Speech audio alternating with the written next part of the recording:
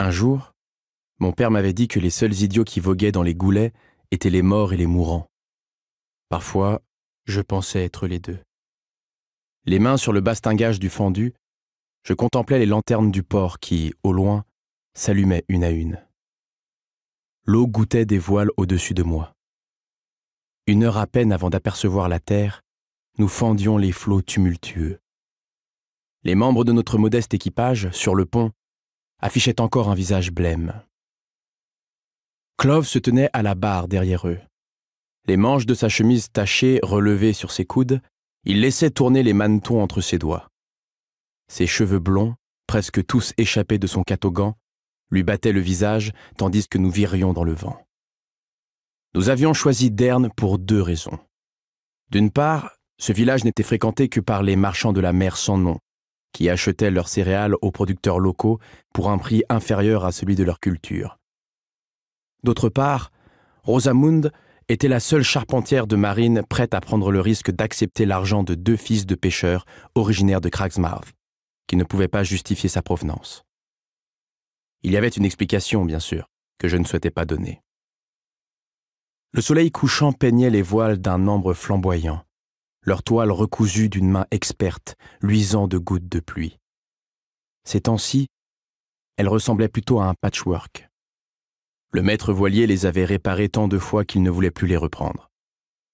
Il n'était pas le seul à penser que j'étais fou de tenter les démons de la mer en naviguant sur ce rafiot délabré. Mais j'étais si souvent sorti indemne d'amoncellement de nuages noirs que j'avais cessé de me demander si une tempête aurait ma peau. La mer avait eu de multiples occasions de m'ôter la vie. Elle n'en avait saisi aucune. J'ouvris une de mes mains pour observer l'entaille fraîche sur ma paume, à côté d'une série de coupures plus anciennes.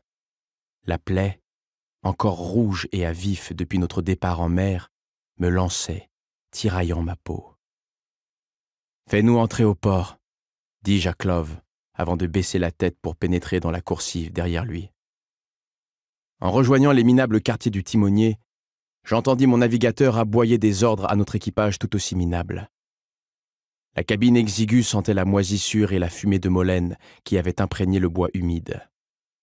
Mais cette coquille de noix était mon chez-moi depuis 2 ans et demi et se maintenait à flot. J'étais donc mieux loti que la plupart des salopards. Je n'avais plus d'huile pour ma lanterne depuis des semaines, encore un luxe que je ne pouvais pas me payer. Si bien qu'à la nuit tombée, il était presque impossible d'y voir quelque chose. À tâtons, je longeais la cloison jusqu'à la malle calée contre elle. Les charnières rouillées grincèrent quand j'en soulevais le couvercle pour fouiller à l'intérieur. À bord de ce navire, je ne prenais pas la peine de cacher mes cuivrons, car personne n'était assez bête pour me voler.